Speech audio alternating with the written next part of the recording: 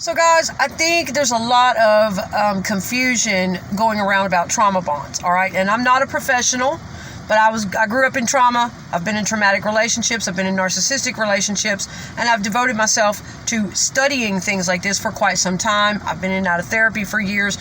It really interests me to sort of understand these things. Now, I personally think that a trauma bond can be just about anything with different dynamics and factors in it, okay? A lot of people think there's just one trauma bond, or that's the main one being discussed around social media lately, is the narcissist and the victim. Okay, that is one trauma bond where you get involved with a narcissist who comes in wearing a mask. They make you feel like they are one person, someone that you can depend on and care for, and that it's going to be an equal relationship, and they pressure you and coerce you and manipulate you and all these things, and you think you're getting involved with a certain person, but that person never really shows up, and they drop their mask slowly, and it's a person you don't even really know, someone that you probably wouldn't have agreed to get so close to if you had known, right? Okay, and you spend all of your time spinning your wheels later on trying to figure out what the hell's going on, trying to win the approval of the narcissist, because they are so broken, they are so empty, they can't get approval, they were broken in childhood, whatever, they never healed that, somebody's not giving them approval, they don't approve of themselves, so they keep it from their victims as well. They manipulate and love bomb people, but dangle the love like a carrot right in front of your face and never really give it to you. But they want you to work for them, work for their approval, and they get high on that. They get high, and they get a charge out of you working for their approval. They're like, because they were so broken in childhood and treated so bad in early relationships or whatever, they keep carrying on the cycles, recreating it, because that's where they're comfortable. They're not comfortable if you really start loving them and showing them respect and treating them well. They will flip shit. They'll do whatever they can to sabotage you back and make you angry, combative, make you fight with them, make you push them away. It's a cycle. It's where they're comfortable. All right. So that's one type of trauma bond, where you're involved with a narcissist and you are traumatized because you start not knowing who the hell you're really involved with and spinning your wheels trying to get their approval, trying to make them feel loved because they just never can accept love. They can't be satisfied. Nothing, no matter what you do. All right. So the other day I heard Teal Swan say something to do, trauma bonds, it's almost like having Stockholm. Look it up if you don't know what Stockholm Syndrome is. It's like where a person's kidnapped and they begin to identify with their captor, or you begin to identify with your abuser to keep them happy, to keep them pleased, because you don't want to be killed. You don't want to die. You want their approval. It's just like growing up in an abusive childhood and trauma. You're going to start to identify with that abusive parent because you want to be on their good side. You don't want to be beaten anymore, or you want to be make sure you're loved or taken care of. So you're going to work harder to get their approval, to please them. You identify with them. You're loyal to them. That's like Stockholm Syndrome, okay? That also happens when you're involved with a narcissist. It triggers off in your brain, especially if you were raised in trauma like I was, and those patterns are still deep in there. Sometimes no matter how much therapy we've had, it's still deep in there, right? Okay. Or even a person that wasn't raised in trauma. You are going to be traumatized if you get involved with a narcissist, because that's just shocking. That's like some horror movie type shit. You think you're getting involved with one person, but they played a character. And slowly over time, they reveal to you that they've got all these other personalities and dynamics and things that you never would agree to. Things that make you feel disrespected. Things that make you feel dishonored. Things that you do not want to keep agreeing to doing, but you are hooked. You are now emotionally invested. You are traumatized and bonded to that person, trying to get the love that they promised you, the character they played. I'm going to be the man. You don't have to worry. All those guys that hurt you, you don't ever have to worry about that anymore. It's like they are so damaged in the brain, they memorize scripts. They do not feel that shit. They don't feel empathy like other people do because they were so hurt and they checked out away from that pain and they created the false identities. They do it a lot. They live in fantasy. They play games. they may want to be those people, and they also envy people who can empathize. They envy people who have been to therapy, who have worked on themselves, and they can feel, because a narcissist really can't feel. They're terrified to feel any of their emotions. They may want to feel love. I believe that. I was involved with a person. I think some of them do love to the capacity that they can, but it's so terrifying for them if they don't get some kind of help. So what I'm saying is, that's one kind of trauma bond. And it makes perfect sense to me, because I can remember being a child, being beaten, being abused, being all kinds of things, and being terrified of my father, and being loyal to him, and growing up loyal to people like that, because I wanted to stay alive. I didn't want to be beaten, so I was going to do what it took, right, to stay on his side. So the same thing, Teal Swan made sense with this Stockholm thing. Understand, if you've never been in a narcissistic relationship, here's how it rolls. These people get traumatized, and yes, they want to please. It's almost like being a captive. It's almost like you want to please your captor. You want to please the person that you have now become so emotionally invested in. It could take years before you start figuring out what they really are, who they really are, what is going on here. It's madness. And yes, you spin your wheels trying to prove to them, I love you. I'm not going to leave you. I'm here for you. I'm not going to abandon you. I'm straight up with you. I'll be this. I'll be that. You find yourself just losing your whole identity to please that narcissist, because you want them to feel loved and safe, but they can't do the same for you. So that's what's happening. You are doing the best you can in a traumatic situation to please your abuser. That is abuse. They are psychologically abusing you, man. And you're doing the best you can to please them. And you have to break that bond. That's one trauma bond. Now, I personally believe there are several different types of trauma bonds. You can be trauma bonded to someone. Hell, you're on a plane that's about to crash. Anytime there is high intensity and you are going through a traumatic situation together, you will become bonded to that person. Now, there may be different dynamics and it may play out differently between everybody, but that is a type of trauma bond. Also, when people have been abused and traumatized, either mentally, emotionally, sexually in their childhood, and they get in a relationship with someone, okay, here's another one this is what I always thought a trauma bond was. I didn't really think about the narcissist and their victim until I ran into that myself. I thought a trauma bond was where a codependent person who has all this trauma and low self-esteem, and when they fall in love with someone, they tend to throw themselves under the bus, give up their whole identity, and just live for that other person. And if that other person isn't approving of them and doing just right, well, they have no life, no identity, no self-esteem. They don't even exist. Ugh. I fought years to work on that mentality in myself. So another trauma bond to me is where, like, two people come together and they both got abused in childhood. Whoa. Now, here's a complicated relationship.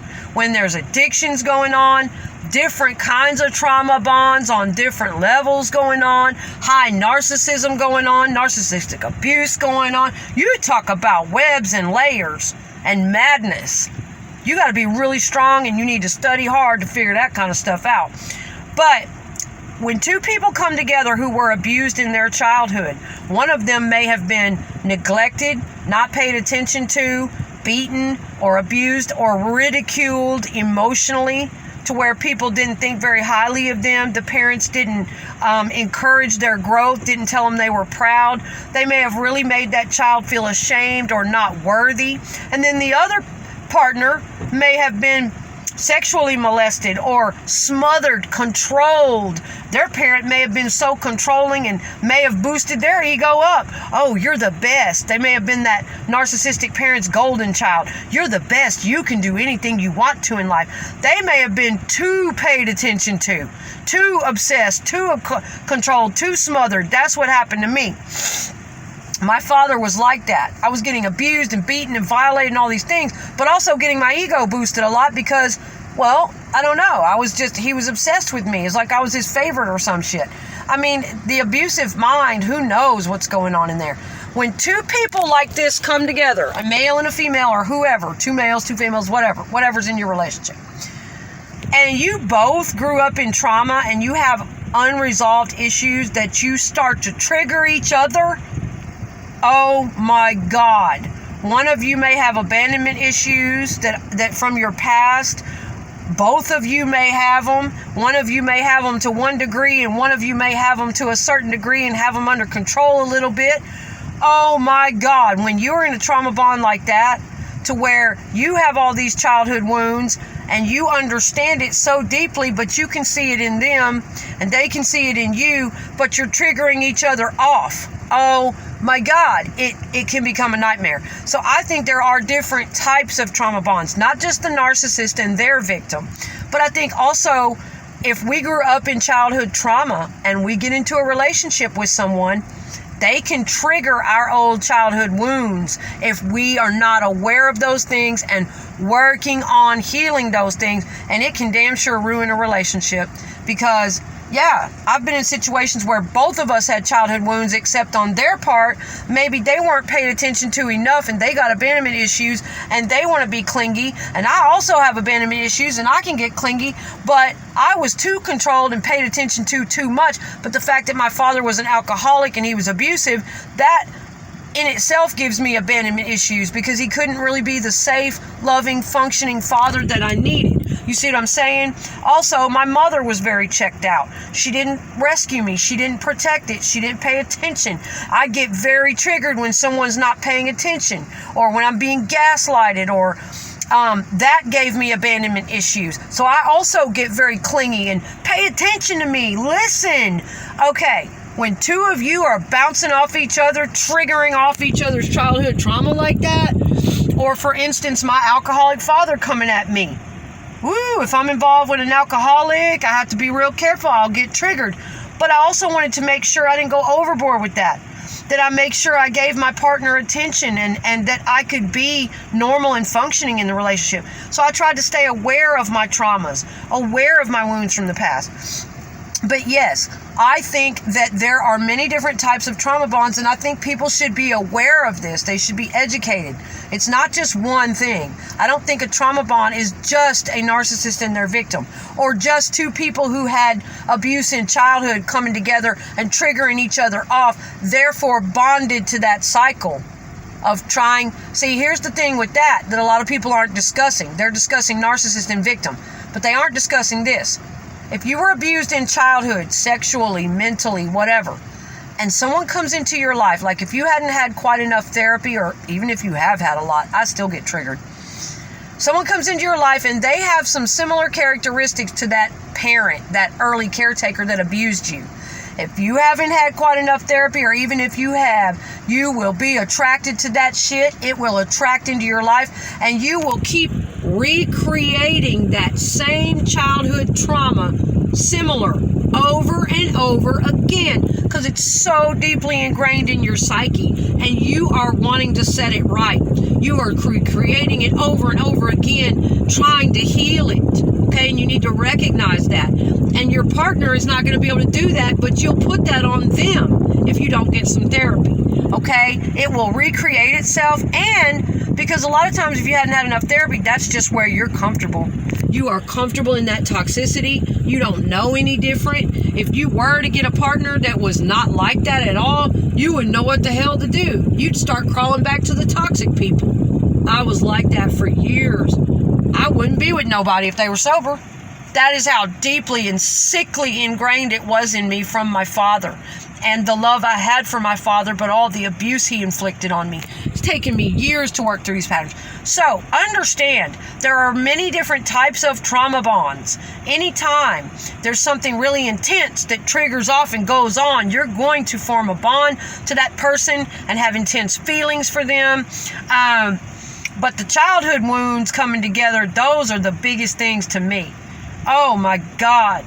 When those things start to play out and that core wound from your childhood triggers off in your brain, and there's different layers of dynamics going on in your relationship where you genuinely love that person, you're aware of that on an adult level, but you're also aware that they remind you of an early caretaker.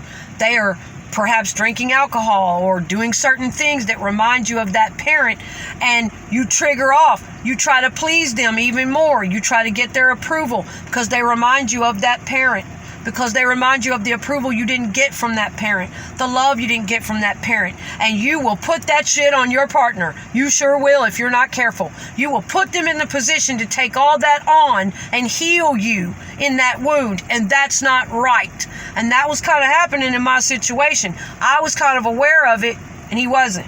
And you have to be willing to catch that shit and work on it. Know what is normal for our mature relationship and what's not normal. What's not our responsibility to heal. So those are definite factors, I believe, in trauma bonds.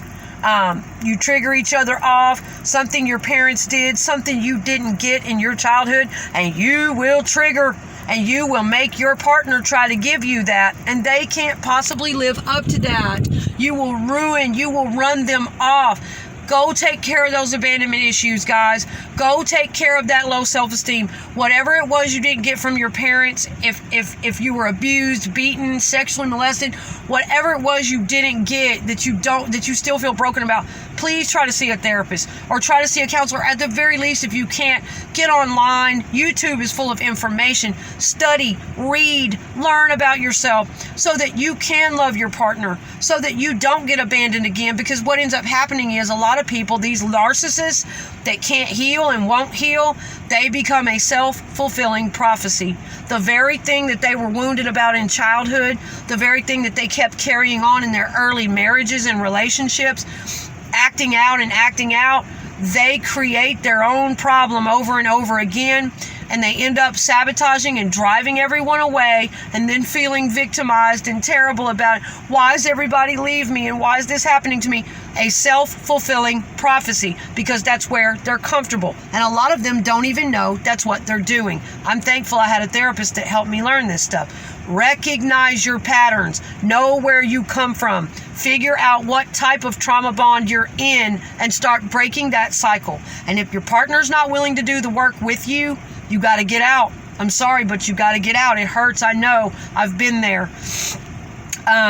And sometimes we love people even more because we know what it feels like to be abused. We know what it feels like to not want to feel abandoned. So we will bend over backwards. We will throw ourselves under the bus to not abandon them. But guess what? If you're involved with a high-level narcissist or whatever, you will abandon your damn self. You will abandon and neglect your own self. You will forget how to love yourself, even if you worked years on it.